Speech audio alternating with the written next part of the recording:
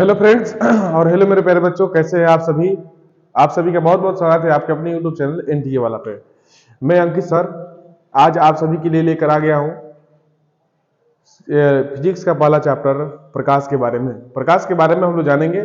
उससे पहले आप इस वीडियो को बनाने से पहले एक वीडियो हमने बनाया है, इंट्रोडक्शन वीडियो, जिसमें साइंस का वर्गीकरण के बारे में हमने बताया है कि साइंस को कितने वर्गों में बांटा गया है, साइंस में फिजिक्स के लेसन कौन कौन से हैं और कहाँ से आ पाएंगे। तो क्लास 10th बिहार बोर्ड के लिए सबसे ही इंपॉर्टेंट ये टॉपिक रहेगा हम लोग के लिए प्रकाश। तो प्रकाश को जानने से पहले थोड़ा सा आपके प्रकाश के बारे में हम बता देते हैं। देखिए, प्रकाश के बारे में कहा गया है, कौन कौन अंग्रेजी में बोलते हैं पार्टिकल्स, और तरंग को वे बोलते हैं। ठीक है, शुरू से ही कहा गया है कि प्रकाश जो है पदार्थ के छोटे छोटे कणों से मिलकर बना हुआ है। ठीक है, पदार्थ के छोटे छोटे कणों से मिलकर बना हुआ है, जिसके वजह से प्रकाश जो है सीधी रेखाओं में गमन करता है और किसी वस्तु से टकराकर वापस चला जाता है। ठीक है, और इसी कारणों से प्रकाश जो है एक माध्यम से दूसरे माध्यम में प्रवेश करता है तो अपनी दिशा को बदल देता है। ये जो है कण के बारे में न्यूटन ने ऐसा सिद्धांत दिया कि वह सीधी रेखाओं में गमन करता है। लेकिन तरंग की खोज करता जो है हाइगेंस है। ठीक है, हाइगेंस ने बताया कि प्रकाश जो है न्यूटन सही से नहीं देखे हैं। प्रकाश जो है सीधी रेखाओं में गमन नहीं करता है, प्रकाश जो एक तरंग के रूप में गति करता है। अगर सीधी रेखाओं में गमन करता, किसी वस्तु से टकराता, तो प्रकाश कैसा बनता। प्रकाश जैसे मान लीजिए पत्ता का जो छाया है, ये पत्ता है, उसका छाया गोल नहीं बनता। ये सिद्धांत हाइगेंस ने बताया कि अगर प्रकाश जो है अगर छोटे छोटे कणों से मिलकर बना है तो ये पत्ते जो है ये गोल नहीं बनते, इसकी छाया है ना। तो इसके बारे में इन्होंने अपना सिद्धांत दिया तरंग के बारे में। और तरंग के बारे में भी अगर आप जानेंगे तो इसके सिद्धांत में प्रकाश का विवर्तन,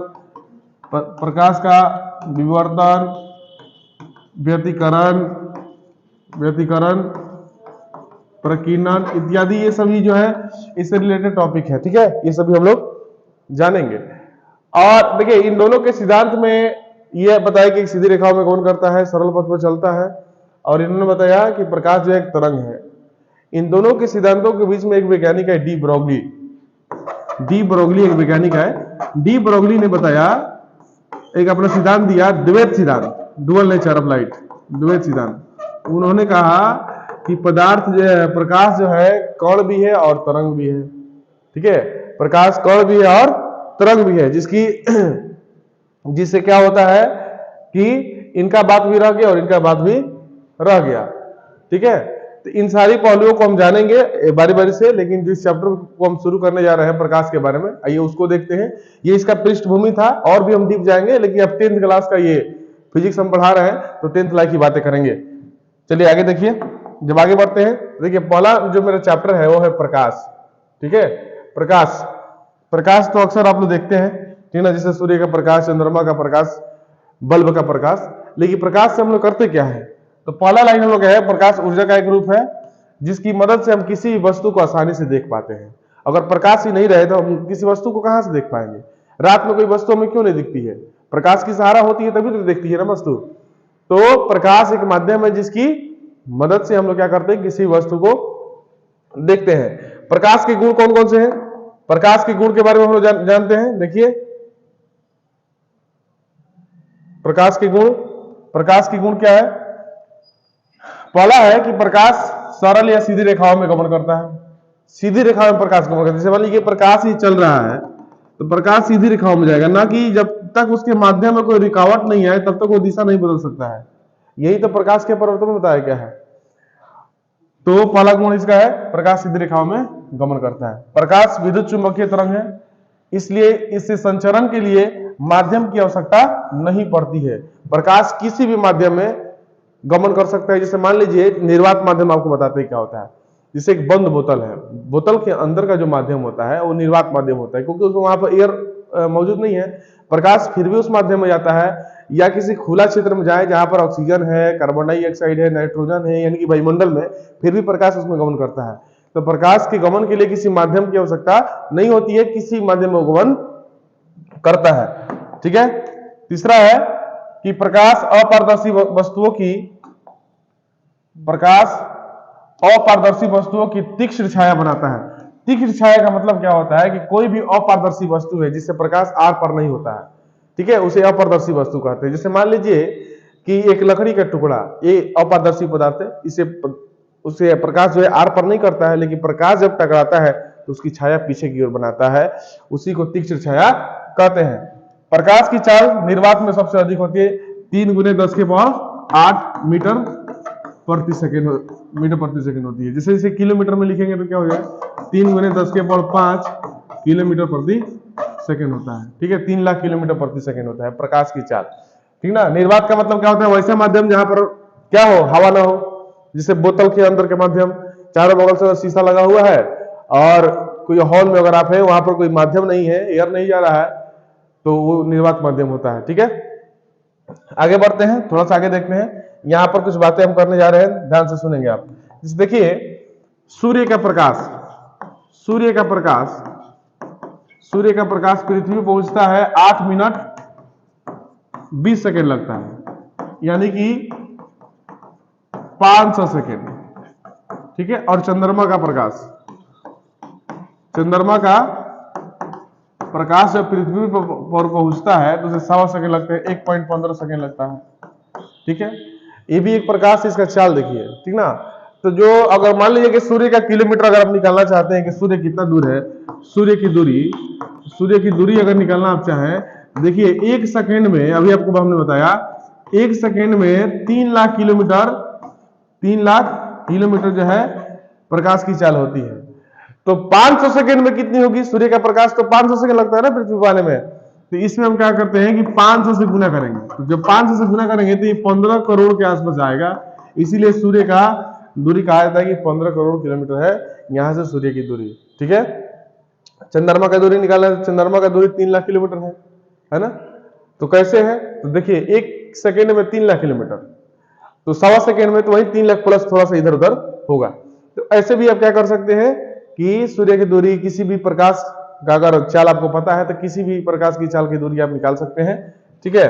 अब देखिए आगे बढ़ते हैं, अब यहां पर हम बात करने वाले हैं प्रकाश का परिवर्तन के बारे में, ठीक है। प्रकाश का परिवर्तन क्या होता है, ध्यान से समझेंगे आप लोग कि प्रकाश का परिवर्तन होता है कि जब प्रकाश, सुनिए, जब प्रकाश एक माध्यम से, माध्यम एक ही होता है, प्रकाश के परिवर्तन में माध्यम एक ही होता है, ठीक है। तो जब प्रकाश माध्यम में, किसी माध्यम में प्रवेश करती है तो किसी वस्तु से टकराकर पुनः उसी माध्यम में लौट जाती है। अभी आपको बताया कि छाया किसी वस्तु का कब बनता है, तीक्ष्ण छाया बनता है अपारदर्शी वस्तु का। तो कोई वस्तु और मान लीजिए प्रकाश इस प्रकार का टकराता है, प्रकाश टकराएगा तो टकराने के बाद से क्या होगा, इधर जाएगा, नहीं तो इधर जाएगा। तो जब इधर जाएगा तो यह अपारदर्शी वस्तु है, तो इसी को बोलते हैं प्रकाश का परावर्तन। किसी वस्तु से टकराकर प्रकाश जो है दूसरी ओर छाया बनाता है, ठीक है। प्रकाश के परिवर्तन में एक ही माध्यम होता है।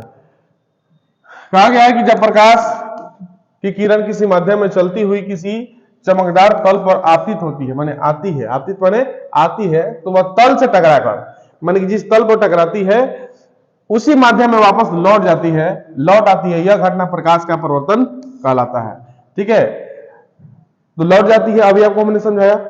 उसमें देखिए कुछ फिगर है आपके सामने, उसके बाद इसके नियम को हम बता रहे हैं। देखिए इस फिगर को समझने का प्रयास कीजिए।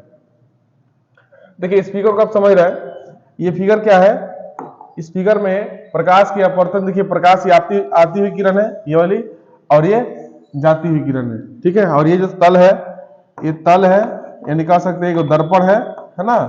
प्रकाश आई और टकराकर चली गई, और ये जो है इसके बीचों बीच एक लंब डाला जाता है जिसे हम लोग अभिलंब कहते हैं। अभिलंब को अंग्रेजी में नॉर्मल कहते हैं, नॉर्मल, ठीक है। आपतित किरण इंसिडेंट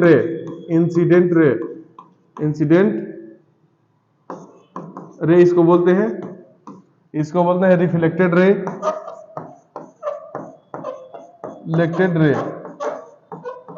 ठीक ना। इंसिडेंस एंगल, ठीक है, इसको बोलते हैं रिफ्लेक्स एंगल, परिवर्तन कोण, ठीक है। और ये जो है दर्पण है, ठीक है। देखिए तो प्रकाश आया और टकरा के चला गया। अब देखिए यहीं से प्रकाश के अपवर्तन के जो नियम होते हैं, वो नियम क्या होते हैं, आपतित किरण, परावर्तित किरण तथा आपतन बिंदु पर डाला गया लंब, तीनों एक ही तल में होते। देखिए तल है, ये क्या है, तल है। तो देखिए आपतित किरण का तल, परावर्तित किरण का तल और नॉर्मल का तल जो है एक ही जगह पर है।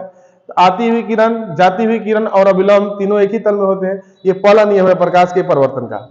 दूसरा है कि आपतन कोण परावर्तन कोण के बराबर होता है, यानी कि ये अगर 30 डिग्री है तो ये भी कितना डिग्री होगा, 30 डिग्री होगा। इसीलिए तो कोण आई बराबर कोण आर लिखते हैं, यानी कि आपतन कोण परावर्तन कोण के बराबर होता है। आपतन कोण 30 डिग्री है तो ये 30 डिग्री, ये 60 डिग्री है तो ये 60 डिग्री, 120 डिग्री तो 120 डिग्री। तो दूसरा नियम आप क्या समझ गए कि आपतन कोण परावर्तन कोण के बराबर होता है।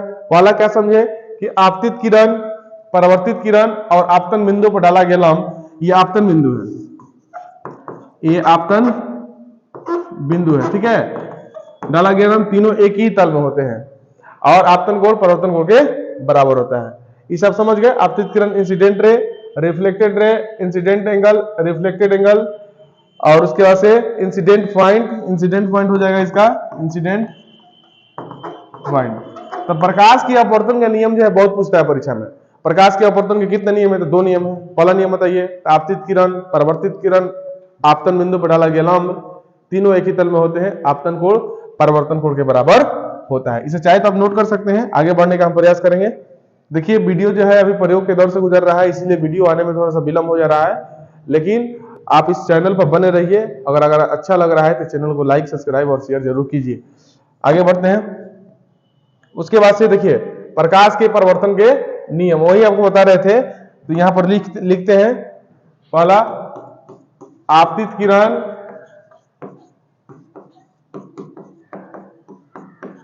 परावर्तित किरण और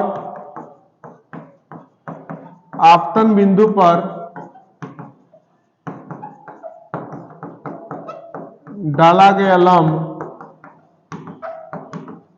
तीनों एक ही तल में होते हैं, एक ही तल में होते हैं। पहला नियम हो गया। दूसरा नियम, आपतन कोण परावर्तन कोण के बराबर होता है, परावर्तन कोण के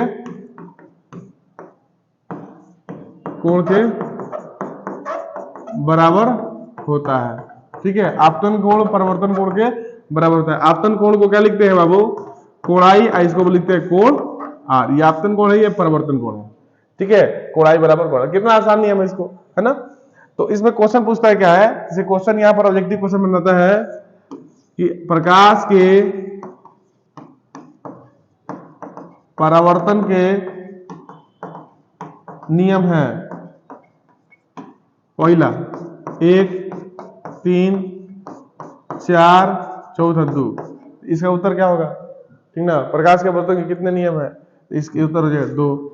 अगला क्वेश्चन बनाएगा कि आपतन कोण बराबर होता है आपतन बिंदु, ऑप्शन दे देगा आपतन बिंदु, दूसरा अभिलंब, ठीक है, तीसरा परावर्तन कोण, चौथा सभी। इसमें क्या होगा, तो ये हो जाएगा परावर्तन कोण, है ना। तो ये सभी तरीके हैं आपको पढ़ाने के, बताने के, समझाने के, ठीक है। और यहां से आप दोनों नियम को लिख सकते हैं, ठीक है, जो आपको समझा दिए हैं। अच्छा लगा हो तो चैनल को सब्सक्राइब जरूर कीजिए, लाइक कीजिए, सब्सक्राइब कीजिए, शेयर कीजिए, ठीक ना। चलते चलते हम यही कहेंगे कि आप अगर इस वीडियो को देख रहे हैं, अगर आप 10th क्लास की तैयारी कर रहे हैं, तो ये लाइन बाय लाइन जैसे हम समझाए हैं समझने का प्रयास कीजिए और कॉपी में नोट डाउन जरूर कीजिए, ठीक है। वीडियो अगर अच्छा लगा हो तो चैनल को सब्सक्राइब कीजिए। बहुत बहुत धन्यवाद। फिर मिलते हैं अगली वीडियो में।